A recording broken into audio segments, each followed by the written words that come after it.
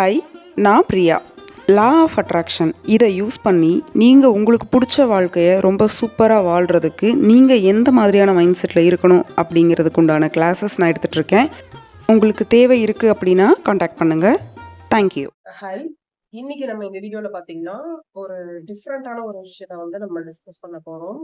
நம்ம சேனல் வந்து law of அட்ராக்ஷனுக்கு உண்டான சேனலா இருந்தாலும் நம்ம லைஃப நெக்ஸ்ட் நம்ம அப்கிரேட் பண்ணி எப்படி ஈஸியா வாழ்றது, ரொம்ப ஹாப்பியா ஈஸியா என்னெல்லாம் பண்ணா வாழ முடியும், அதுக்கு ஒரு ஒன் ஆஃப் தி சொல்யூஷன், அதாவது ஒரு இதை யூஸ் பண்ணி நீங்க ஹாப்பியா இருங்க அப்படின்னு சொல்றதுக்கு தான் லா ஆஃப் அட்ராக்ஷன் இருக்கே தவிர நம்ம எல்லாத்தையுமே வந்துட்டு லா ஆஃப் அட்ராக்ஷன்ல இருக்கக்கூடிய மெத்தட்ஸை யூஸ் பண்ணி இல்ல லா ஆஃப் அட்ராக்ஷன்ல இருக்கிற டெக்னிக்ஸா இருக்கட்டும், இதை யூஸ் பண்ணி நம்ம ரொம்பவும் மெட்டீரியலிஸ்டிக் லைஃபா வாழ்வதற்கு கிடையாது. அதை வச்சு நம்ம லைஃபை எப்படி அடுத்தடுத்து நம்மளோட டெவலப் பண்ணிக்கிறது, ஈவன் நம்ம சோலா இருக்கலாம், இல்ல வந்துட்டு நம்மளோட மைண்ட் செட்டா இருக்கலாம், பினான்சியல் கண்டிஷனா இருக்கலாம், ஓவராலா எப்படி நம்ம அப்கிரேட் நம்மள பண்ணிக்கிறது அப்படிங்கிறதுக்கான ஒரு விஷயம். ஏன் நான் இப்ப இதை சொல்றேன் அப்படின்னா, நம்ம சுச்சுவேஷன்ஸ் வருது இல்லையா நம்ம லைஃப்னாவே என்னங்க, டோட்டலா சுச்சுவேஷன்ஸ் தான். அதுல கிடைக்கிற எக்ஸ்பீரியன்ஸ் இவ்வளவுதான். சோ அந்த எக்ஸ்பீரியன்சஸ நம்ம சாதாரணமா வாழ்றவங்களுக்கும், ஸ்பிரிச்சுவாலிட்டிய பேஸ் பண்ணி வாழ்றவங்களுக்கும், லா ஆஃப் அட்ராக்ஷனை நம்பி வாழ்றவங்களுக்கும் எப்படி இருக்கு, என்ன மாதிரியான சிச்சுவேஷன்ஸ ஹேண்டில் பண்றாங்க, எப்படி அதெல்லாம் கோ த்ரூ பண்ணி அவங்க வாழறாங்க அப்படிங்கறது ஒண்ணு இருக்கு. அப்புறம் வந்து ரொம்ப முக்கியமான ஒரு விஷயம், யூனிவர்ஸ் வந்து ஒரு சின்ன விஷயத்த வந்து எனக்கு மேபி வந்துட்டு காமிச்சு கொடுத்தாங்க அப்படிங்கறதும் இருக்கு இந்த வீடியோல. அது என்ன அப்படிங்கறதையும் நான் சொல்றேன். இப்ப வீடியோக்குள்ள போலாம். நீங்க வந்து ஒரு நார்மலான லைஃப் வாழ்ந்துட்டு இருக்கீங்க. கடவுள் நம்பிக்கையே பெருசா கிடையாது. ஈர்ப்பு விதி பத்தி ஐடியா இல்ல. ஜாதகம், ஜோசியம் எல்லாம் நம்ப மாட்டீங்க. நீங்க பாட்டுக்கு இருக்கிறீங்க அப்படின்னா, அப்ப டோட்டலா உங்க லைஃப் எப்படி இருக்கும்னா, கர்மா படி இருக்கும். சரிங்களா? ஏன்னா வந்துட்டு நம்ம எதையுமே நம்புனாதான் அதன்படி நம்ம லைஃப்ல நடக்கும் அப்படிங்கிற ஒரு விஷயம் இருந்தா கூட, இப்ப கர்மாங்கிறது நம்ம நம்பணும்னு தேவையே கிடையாது. ஏன்னா வந்துட்டு நம்ம பண்ணுன விஷயங்கள் முன்னாடியா இருக்கலாம், இல்ல முன் பிறவியில இருக்கலாம், இல்ல வந்துட்டு இந்த பிறவிலேயே எப்பவோ பண்ணதா இருக்கலாம். அப்படிங்கும்போது இந்த மாதிரியான விஷயங்கள் தான் நம்ம லைஃப்ல நம்ம ரெகுலரா அட்ராக்ட் பண்ணிட்டு இருக்கோம். இது வந்து ஒரு நார்மல் லைஃப். இதுல வந்து பெருசா பேசுற அளவுக்கு எதுவும் இல்ல. இப்ப ஸ்பிரிச்சுவாலிட்டியில இருக்காங்க. அவங்களுக்கு எல்லாமே தெரியும். அதாவது லைஃப்னா என்ன? இந்த சிச்சுவேஷன் ஒரு மோசமான சூழ்நிலை ஏன் வருது அப்படின்னு தெரியுது அப்படின்னா, அவங்க அத கடந்து அதாவது ஃபர்ஸ்ட் சொன்னேன் இல்லையா? நார்மலா இருக்கிறவங்கள விட இவங்க இன்னும் கொஞ்சம் மேம்பட்ட வாழ்க்கைய வாழ்வாங்க.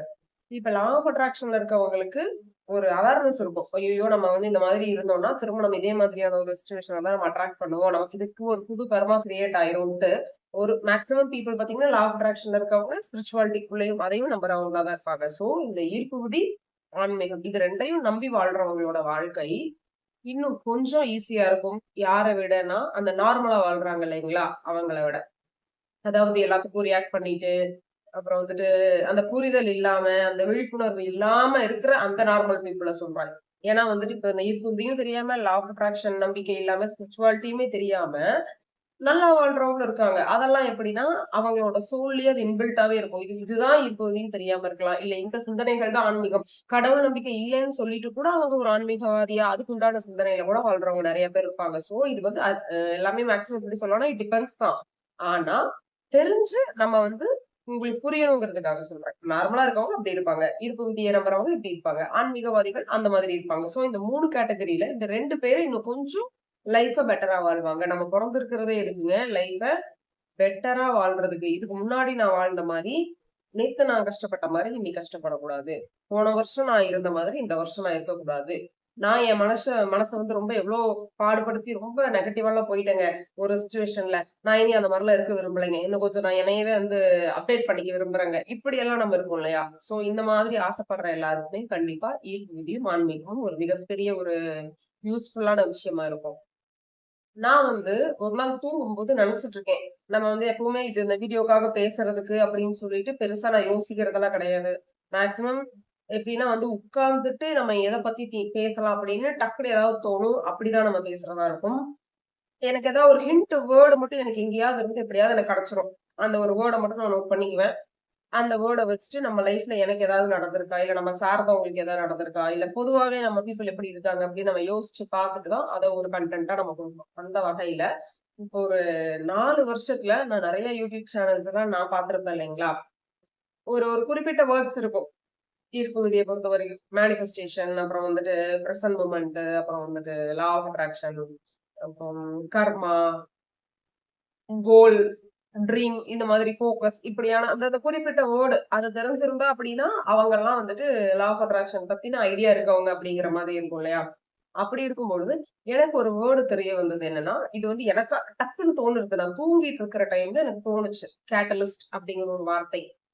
அப்பதான் எனக்கு தோணுது. ஓகே, அப்ப கேட்டலிஸ்ட்ங்கிறது என்னன்னா, நம்ம ஸ்கூல் படிக்கும்போது தெரிஞ்சிருக்கும். ஈவன் நம்ம காலேஜ்ல கெமிஸ்ட்ரி எல்லாம் இருக்கு அப்படின்னா கூட, பயோகெமிஸ்ட்ரி இருந்தா கூட, ஒரு சாதாரணமா நடக்கிற நிகழ்வ வந்து ஸ்பீட் அப் பண்றதுக்கு நம்ம ஆட் பண்றோம். இப்போ வந்து ஒரு ரிசல்ட் வரணும்னா கூட அது கூட ஒரு 2 கெமிக்கல் ஆட் பண்ணா ஒரு கொஞ்ச நேரம் லேட்டா ஒரு ரிசல்ட் வரணும். எக்ஸ்ட்ரா ஒரு கெமிக்கல் வேற ஆட் பண்ணும்போது சீக்கிரமா நமக்கு ரிசல்ட் வருது இல்லையா? அந்த அந்த ஸ்பீட் பண்ணுது அந்த ரியாக்ஷன. சோ அந்த கெமிக்கல் தான் கேட்டலிஸ்ட்ன்னு நம்ம சொல்லுவோம் இல்லையா?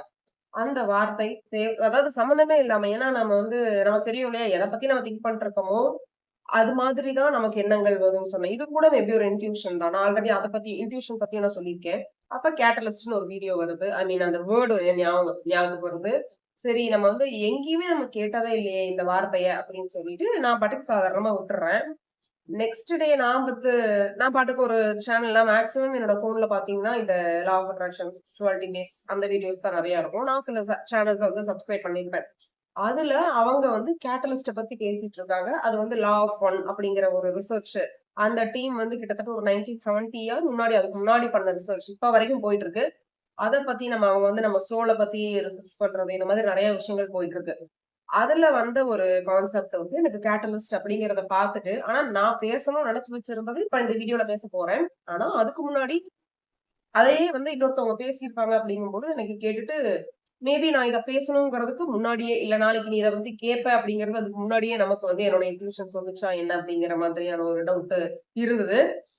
ஆனா அந்த வீடியோ பார்த்து முடிக்கும் பொழுது நான் என்ன நினைச்சனோ, நான் என்ன சொல்லணும்னு நினைச்சனோ, அத நான் ஆல்ரெடி அந்த வீடியோல பார்க்கும்பொழுது தான் இன்னும் ஸ்ட்ராங்கா நம்புறோம். அப்ப இன்ட்யூஷன்ஸ் இருக்கு. நம்மள அந்த கிரேட்டர் சோல் இருக்காங்க இல்லையா? ஹையர் சோல் அவங்க நம்மள வந்து சரியா நீ பண்ருக்க. இன்னும் இதெல்லாம் நீ பேசு. இதெல்லாம் நீ பண்ணு அப்படிங்கிற மாதிரி ஏதோ எனக்கு கைட் பண்ற மாதிரி ஒரு ஃபீல் எனக்கு வந்துச்சு. சாதாரணமா வாழ்ற வரைக்கும் ஒண்ணும் பிரச்சனை இல்ல. ஓகே. ஆனா லா ஆஃப் அட்ராக்ஷன் தெரிஞ்சிருச்சுன்னா, ஸ்பிரிச்சுவாலிட்டிக்குள்ள இருக்கவங்கலாம் ஆரம்ப நிலையில நெறைய ஸ்ட்ரகிள்ஸ் வரும். நெறைய பிரச்சனைகள் வரும். என்னடா இது இவ்ளோ நாள் நல்லா இருந்தது. இப்ப என்ன இருப்பு விதிய ஃபாலோ பண்ண ஆரம்பிச்சோம்னா நமக்கு இவ்ளோ பிரச்சனை வருது. ஸ்பிரிச்சுவாலிட்டி திங்கிங் நமக்கு ஜாஸ்தியா வர வர இத்தன பிரச்சனை வருதுன்னுட்டு நம்ம நெறைய யோசிக்க ஸ்டார்ட் பண்ணுவோம் இல்லையா? அது எல்லாமே என்னன்னா, அதுதான் அந்த கேட்டலிஸ்ட். இப்ப வந்துட்டு உங்களுக்கு புரியிற மாரி சொல்லணும்னா, இப்ப நீங்களும் நானும் இருக்கேன். நீங்க வந்துட்டு இப்பதான் ஆன்மீகம் சார்ந்து இல்ல லா ஆஃப் அட்ராக்ஷன் படி வாழ்ந்துட்டு இருக்கீங்க. அப்போ உங்களுக்கு ஒரு விஷயத்த புரிய வைக்கணும் அப்டின்னா, யூனிவர்ஸ் வந்து இப்ப என் மூலமா ஏதாவது உங்கள ட்ரிகர் பண்ணி, உங்கள டென்ஷன் பண்ணி, உங்கள கோவப்படுத்தி, உங்கள நெகட்டிவ் ஆக்குறதுக்கான ஒரு சிச்சுவேஷன என் மூலமா குடுக்குறாங்கன்னு வைங்களேன். நான் அத உங்கள பண்றேன்னா, நீங்க ரியாக்ட் பண்ணி கத்தி, ரொம்ப சண்டை எல்லாம் போடுறீங்கன்னு வைங்களேன், அது வந்து நார்மல். அது நார்மலா இருக்கவங்க பண்றது. இப்ப நீங்க அந்த மாதிரி ரியாக்ட் பண்ணிட்டாலும் கூட, நம்ம ஏன் இப்படி கத்துறோம்? இப்ப இவங்க சொல்லி நம்ம ஏன் டென்ஷன் ஆகணும்? நம்மள டென்ஷன் ஆக்க இவங்க யாரு? அப்ப இவங்கள அவ்ளோ இம்பார்ட்டன்ஸ் நம்ம குடுத்து வச்சிருக்கோமா நம்ம லைஃப்ல? நம்ம மூடுக்கு தகுந்த மாதிரி அடுத்தவங்க நம்மள மாத்தக்கூடாது. அப்படிங்கிற அந்த அவேர்னஸ் எல்லாம் வருது இல்லையா? அப்ப நீங்க யோசிச்சுக்கோங்க. இப்ப நான் எக்ஸாம்பிள் ஒண்ணு சொல்லியிருக்கேன். இப்ப நான் வந்து உங்கள டென்ஷன் பண்ணிட்டேன்னா, அப்படி உங்க காலையில இருந்து நைட் வரைக்கும் உங்களுக்கு பிடிக்காத விஷயங்கள் எதெல்லாம் நடக்குது? உங்களுக்கு வேணாம். அதாவது நீங்க டென்ஷன் ஆகுற சின்ன சின்ன விஷயமா கூட இருக்கட்டும். ரொம்ப பெருசே கிடையாது. டெய்லி டே டு டே லைஃப்ல எதுக்கெல்லாம் நீங்க டென்ஷன் ஆகுறீங்களோ, அவங்க எல்லாமே நம்ம லைஃப்ல நமக்கு வந்திருக்கிற கேட்டலிஸ்ட். நம்மள இன்னும் அப்டேட் பண்றாங்க. இப்ப வந்து நான் சொன்னேன் இல்லையா? 2 கெமிக்கல் வந்து சேர்ந்து நமக்கு ரிசல்ட் வரதுக்கு ஒரு 1 ஹவர் ஆகுதுன்னா, இந்த கெமிக்கல் புதுசா ஆட் பண்ணும்பொழுது 5 நிமிஷத்துல நமக்கு ரிசல்ட் வந்துரும். சோ, நீங்க சாதாரணமா வாழ்ந்தீங்கன்னா 10 வருஷம் கழிச்சு தான் உங்களுக்கு இந்த ஞானம் வரும். ஆனா இவங்கனால ஒரு பிரச்சனைய வந்து அந்த பிரச்சனைய நீங்க ஃபேஸ் பண்ணி, அதுல ரொம்ப துன்பப்பட்டு எவ்ளோ கஷ்டப்பட்டீங்கனாலும், அதுலேருந்து நீங்க வெளியில வரும்பொழுது 10 வருஷம் கழிச்சு உங்களுக்கு கிடைக்க வேண்டிய ஞானம்ங்கிற ஒண்ணு, இப்பவே இன்னைக்கே கிடைக்கும். இவ்வளவுதான் சிம்பிளான விஷயம். சோ இந்த கேட்டலிஸ்ட்டா நீங்க எல்லாத்தையும் பார்க்கணும்.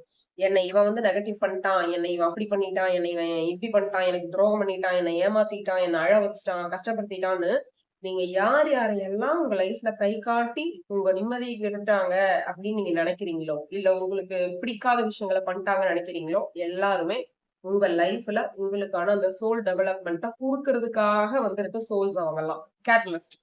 சரிங்களா? அவங்கலாம் இல்ல அப்டின்னா, இப்போ ஒரு படம் ஹிட் ஆகணும்னா, நீங்க வெறும் ஹீரோ, ஹீரோயின மட்டும் வச்சுட்டு சாங் பாடிட்டு, ஹீரோ போயிட்டு அது ஒரு ரூம்குள்ள தனியா அவரே செவுரு செவுரா பறந்துகிட்டு அடிச்சுட்டு வின் பண்றதுல எல்லாம் ஒண்ணுமே இல்லையா? வில்லன் இருக்கணும். அப்புறம் ஜூனியர் ஆர்டிஸ்ட்லாம் இருக்கணும்.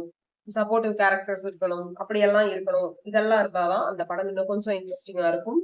கிளைமேக்ஸ் நல்லா இருந்தாதான் அந்த படம் ஹிட்டா ஃபிளாப் அப்படிங்கிறது தெரியும். அந்த மாதிரி நம்ம சோல் டெவலப் ஆகணும், நான் நிம்மதியா இருக்கணும் அப்படின்னா, நீங்க நிம்மதியா இருக்கிறதுக்கு அந்த நிம்மதினா என்ன நீங்க தெரிஞ்சுக்க, ஒரு 100 நிம்மதி அற்ற விஷயங்களை உங்களுக்கு கொடுக்கறதுக்கு உங்களை சுத்தி ஒரு 100 பேர் இருப்பாங்க.